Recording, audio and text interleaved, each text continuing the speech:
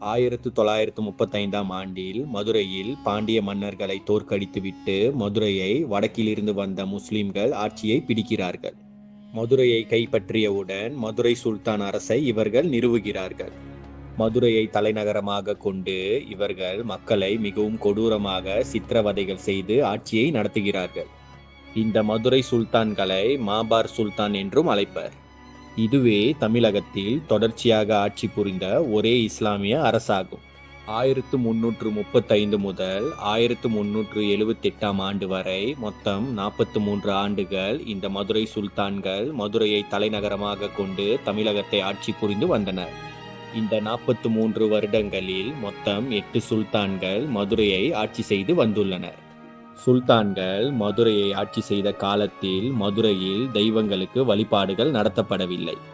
அதையும் மீறி கோயில்களிலோ அல்லது வீட்டிலோ